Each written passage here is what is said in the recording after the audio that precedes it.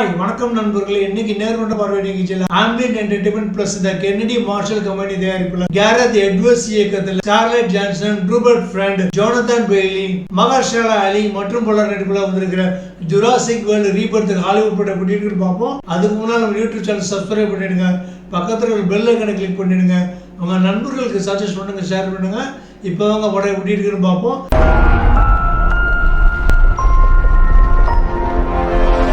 கதை கொஞ்சம் டீட்டெயிலாக தான் இருக்கும். இங்கிலீஷ் சப்டைட்டில் இல்லாதவங்க, தமிழ் வெர்ஷன் இல்லாதவங்களுக்காக தான் இந்த கதை எப்படி நான் எக்ஸ்பிளைன் பண்ணுறேன்.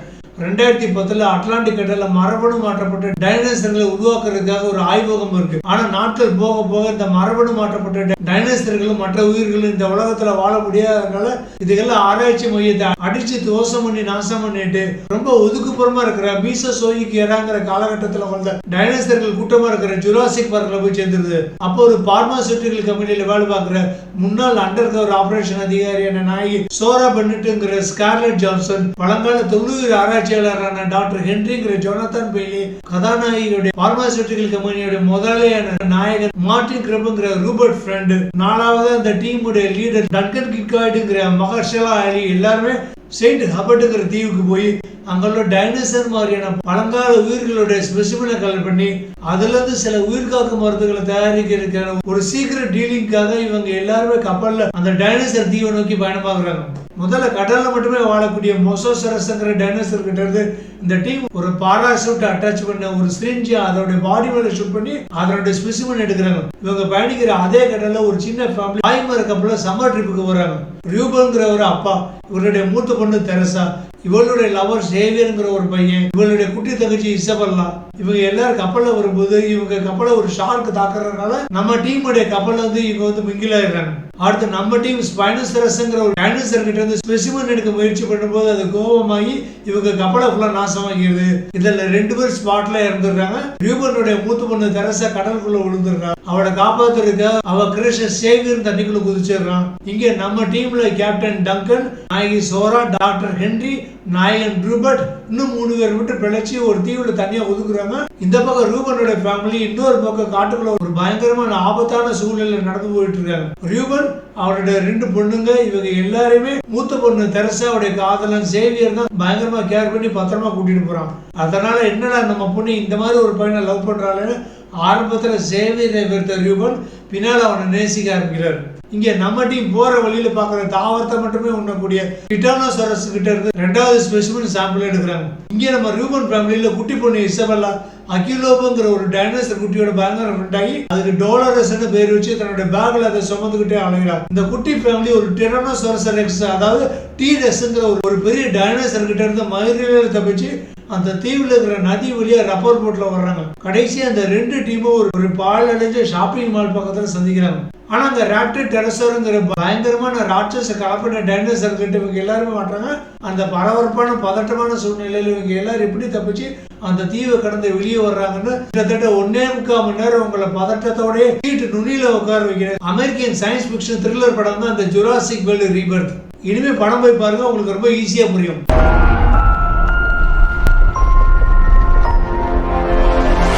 இந்த படத்தினுடைய நாயகி சோரா கதாபாத்திரத்தில் ஒரு ஸ்கார்லெட் ஜான்சன் பிரமாதமா பண்ணியிருந்தாங்க. அட்லாண்டிக் கடலுக்கு போன பிறகு இவங்க பாராசூட் அட்டாச் பண்ண சிரிஞ்சி மூலமா மோனோசரஸ் டைனோசர் கிட்ட இருந்து ஸ்பெசிமன் எடுக்கிற சீன்ல நம்ம வயிற்ற கலக்கி எடுத்துட்டாங்க. அந்த சீன்ல இருந்து ஆரம்பிச்சு தன்னுடைய ஒவ்வொரு நண்பர்களையும் டைனோசர்களை கொல்லும் போது கதறி துடிக்கிற சீன்கள், குழந்தை இசபெல்லாவை காப்பாத்துறதுக்காக முயற்சி பண்ற காட்சிகள் எல்லாத்துலயுமே சூப்பரா பண்ணியிருந்தாங்க. நெக்ஸ்ட் டாக்டர் ஹென்றி கதாபாத்திரத்துல வர்ற Jonathan Bailey, team leader Duncan கதாபாத்திரத்துல வர்ற மகர்ஷலா அலி, ரூபன் கதாபாத்திரத்துல வர்ற மேனுவல் கிரேசியா, தெரசா கதாபாத்திரத்துல வர்ற லூனா பிளேஸ், சேவியர் கதாபாத்திரத்துல வர்ற டேவிட் லக்கனோ எல்லாருமே சூப்பரா பண்ணியிருந்தாங்க.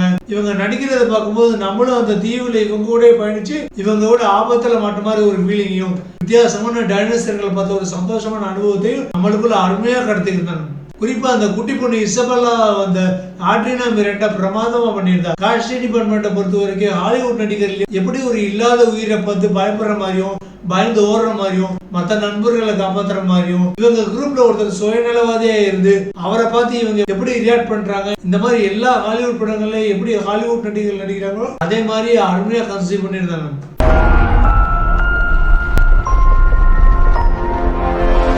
படத்தோட இயக்குனர் கேரத் எட்வர்டுக்கு மான்ஸ்டர், காட்ஸில்லா, ரஃபோன் படங்களுக்கு அப்புறம் இது 6வது படம். அது மட்டும் இல்லாம இது 1993 ஸ்டீவன் ஸ்பீல்பர்க் ஆரம்பிச்சு வச்ச ஜுராசிக் பார்க் பிரான்சைஸ்ல 2022ல வந்து ஜுராசிக் பார்க் டொமினியன் படத்துக்கு அப்புறம் இது 7வது இன்ஸ்டால்மெண்ட். அதே மாதிரி 1997 ஆரம்பிச்ச ஜுராசிக் வேர்ல்டு பிரான்சைஸ்ல இது 4வது இன்ஸ்டால்மெண்ட். மேற்கண்ட படங்களுக்கான கதையை தெரிஞ்சுக்கணும்னு ஆசைப்படுறாங்க. நான் ஏற்கனவே 2022லயே வந்த டொமினியன் படத்தை தவிர மற்ற எல்லா படங்களுக்கான கதையை நம்ம யூடியூப் சேனல்ல அப்லோட் பண்ணிருக்கேன். அதுக்கான லிங்கை நான் டிஸ்கிரிப்ஷன்ல கொடுத்துருக்கேன். அந்த பழைய ஜுராசிக் பார்க் படங்களுடைய கதையை தெரிஞ்சுக்கணும்னு ஆசைப்படுறாங்க, இந்த வீடியோக்களை பார்த்துக்கலாம். ஆனா அந்த படங்களுடைய சீக்குவல் இந்த படம் கிடையாது. இவங்க வேற ஒரு கதையை ரெடி பண்ணி அதை அப்படியே படமா மாத்திருக்காங்க. ஆனா அதே டெய்லர், அதே வாடகைங்கிற மாதிரி ஹாலிவுட் சினிமாக்களுடைய வழக்கமான அனிமல் ஹாரர் மூவி கான்செப்ட்ல தான் இந்த படம் வந்திருக்கு. என்ன எப்பவும் போல ஹாலிவுட் சினிமாக்கள்ல ஒரு பேய் படம்னா ஒரு பங்களாவுக்கு 4 பேர் போவாங்க. அதே மாதிரி ஒரு அனிமல் ஹாரர் மூவி, அதாவது அனகோண்டா, காட்ஸில்லா, கிங்காங், ஜாஸ் மாதிரி படங்கள்லாம் எல்லாரும் ஒரு காட்டுக்கு போய் இதுங்கிட்ட வாலண்டியர் அடி வாங்குவாங்க. அதே டெம்ப்ளேட்ல தான் அந்த படம் வந்திருக்கு. இதுல எந்த ஒரு மாற்றமும் இல்லை. ஆனா ஒரு பெரிய அதிசயம் என்னன்னா, டைனோசர்களுக்கு சீனியர்களான கிங்காங், காட்ஸில்லா, ஜாஸ், அனகோண்டா, ஷார்க்கு எல்லாம் இப்ப மார்க்கெட் போயிடுச்சுன்னு நினைக்கிறேன். ஆனா டைனோசர் தான் ஹாலிவுட்டே ஆட்டி படைக்கிறது மட்டும் இல்லாம உலகத்தை ஆட்டி படிச்சுக்கிட்டு இருக்கு. அநேகமா நாளைக்கு மார்வல் ஸ்டுடியோஸ் பிரான்சைஸ்லயும் Spiderman, Batman, doctor strange, Hulk இந்த கூட்டத்துக்குள்ள டைனோசர் வர வாய்ப்பு இருக்கு. படத்தோட மேக்கிங் நல்லா அற்புதமா இருந்தது. ஃபர்ஸ்ட் டைனோசர்களுக்கு அன்சைன்மெண்ட்ல இருந்து தப்பிச்சு போறது கொஞ்சம் விறுவிறுப்பா இருந்தது. அப்புறம் ஒரு 1/4 மணி நேரம் பேசிக்கிட்டே தான் இருப்பாங்க. இவங்க எல்லாரும் கடலுக்கு போன பிறகுதான் படம் மறுபடியும் சூடு பிடிச்சு நம்மளை மொபைல் நோண்டாத அளவுக்கு பார்த்துக்கிட்டாங்க. என்னதான் இந்த படம் இப்படித்தான் போகும், இவங்க தான் சாவாங்க, இவங்க தான் உயிர் விளப்பாங்க, இவங்க தான் டைனோசர் கிட்ட இருந்து எல்லாரையும் காப்பாற்றுவாங்க, இவங்க தான் இந்த குரூப்ல பிளாக் ஷீப்பா இருப்பாங்க. நம்மளால டைட்டில் சீன் போடுறது ப்ரிடிக்ட் பண்ண முடிஞ்சாலும் அந்த லாகிங் ஃபீலிங் வராத அளவுக்கு நல்ல பரபரப்பா சீட்டு நுண்ணில உட்கார வச்சிருக்காரு இந்த படத்தோட இயக்குனர் கேரத் எட்வர்ட்ஸ். இதுக்கு இந்த படத்தினுடைய கதாசிரியர் டேவிட் கோயப் அருமையா ஒத்துழைச்சிருக்காரு. அது மட்டும் இல்லாம இந்த படம் ஜுராசிக் பார்க் படத்துல இருந்து இப்போ வந்து இந்த படம் வரைக்கும் மிக்கேல் கிரிட்டனுடைய கேரக்டர் பேஸ் பண்ணி தான் வந்திருக்கு.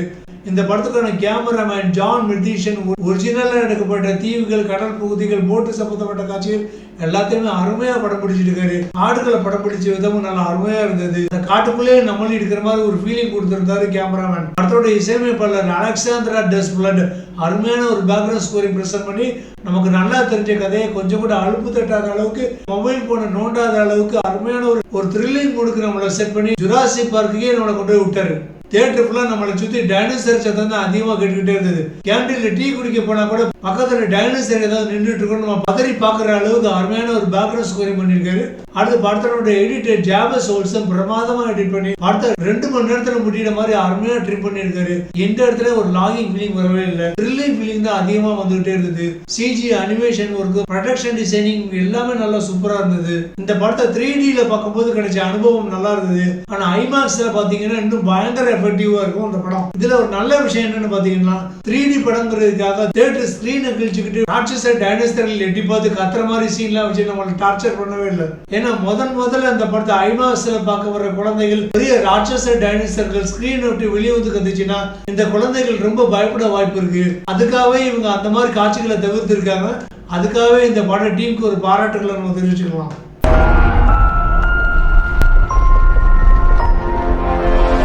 இந்த படத்தை 90கள் இருந்து பார்த்துட்டு வர நமக்கு எந்த ஒரு புது அனுபவத்தை அந்த அளவுக்கு கொடுக்காது. ஹைப் இல்லாம பாத்தீங்கன்னா நல்ல ஒரு த்ரில்லிங் அனுபவத்தை கொடுக்கக்கூடிய படம் தான் இது. ஏன்னா அந்த அளவுக்கு தான் இந்த படத்தோட ஸ்கிரீன் பிளே கண்டென்ட்டுக்கான ஒர்த்து இருக்கு. இவங்க இத்தனை வருஷம் ஆகியும் ஸ்கிரீன் பிளேவை கொஞ்சம் கூட அப்டேட் பண்ணவே இல்லை. அரைச்சமாவே தான் 31 வருஷமா திரும்ப அரைச்சிட்டு இருக்காங்க. படத்துல சிஜி, அனிமேஷன் காட்சிகள் நல்லா இருந்தாலும் சில இடங்கள்ல பிசுறு தட்டுச்சு, சில இடங்கள்ல ஒளிப்பதிவு ரொம்ப டல்லா இருந்தது.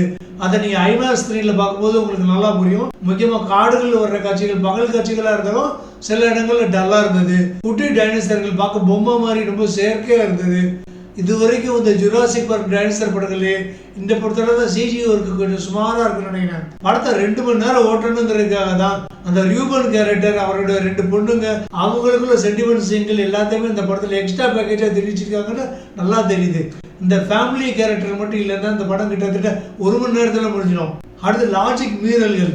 இவ்வளவு பெரிய டைனோசர்கள் கிட்ட இருந்து வழக்கம் போல நாயகன் நாயகி குரூப் உடம்புல எந்த சேதாரமும் இல்லாம தப்பிக்கிறேன் வழக்கமான ஹாலிவுட் படங்களை காமிக்கிற அநியாயமான பூசுத்தல்.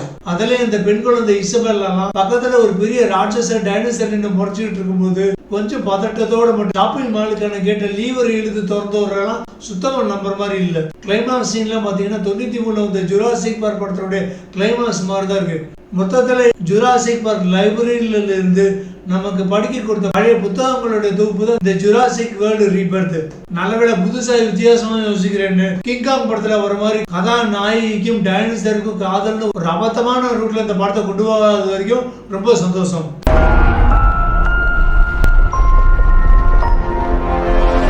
என்னதான் கம்ப்யூட்டர் கிராபிக்ஸ்ல உருவாக்கப்பட்ட உயிரினமா இருந்தாலும் அதுகளுக்கு இந்த பூமியில வாழ்றதுக்காக ஒரு தனி தீவு இருக்கு. அதுகளுக்கு இந்த பூமியில வாழ்றதுக்கான உரிமை இருக்கு, சுதந்திரம் இருக்கு. அதுக்கு இடத்துல அந்த தீவுல போய் நம்ம அதுகளை போய் டிஸ்டர்ப் பண்ணா வாலண்டியரா நம்ம போய் அடி வாங்க வேண்டியதுதான். அப்புறம் அந்த சினிமா கதாபாத்திரங்கள் மட்டும் இல்லாம நமக்கு கஷ்டம் தானே சொல்ற ஒரு யூஸ்வல் ஜுராசிக் மாரல் வேல்யூ. படத்தோட casting department and technical department contribution நல்லா இருந்தாலும் ஸ்கிரீன் பிளே கண்டென்ட்ல அநியாயத்துக்கு கொண்டு விட்டுருக்காங்க. கொஞ்சம் கூட அப்டேட் பண்ணவே இல்லை, புதுசா கொஞ்சம் கூட யோசிக்கவே இல்லை. ஆனா நமக்கு தான் இந்த படம் நல்லா தெரிஞ்ச படமா இருந்தாலும் ஈஸியா ப்ரெடிக்ட் பண்ற மாதிரி இருந்தாலும் நம்ம குழந்தைங்களுக்கு இந்த படம் கண்டிப்பா ரொம்ப பிடிக்குங்க. ஏற்கனவே சொன்ன மாதிரி 3Dல பார்க்கும்போது பெரிய டைனோசர்கள் ஸ்கிரீனுக்கு வெளியில வந்து தலையிட்டு கொடூரமா கத்துற சீன்லாம் கிடையாது. அதனால தைரியமா உங்க குழந்தைங்களை கூட்டிட்டு போங்க, உங்க குழந்தைங்க நல்லா என்ஜாய் பண்ணுவாங்க. அப்படி ஒரு அற்புதமான ஒரு தியேட்டர் மெட்டீரியல் தான் இந்த படம். நல்ல ஒரு அற்புதமான த்ரில்லிங்கான ஒரு அனுபவம் கிடைக்கும் உங்களுக்கு.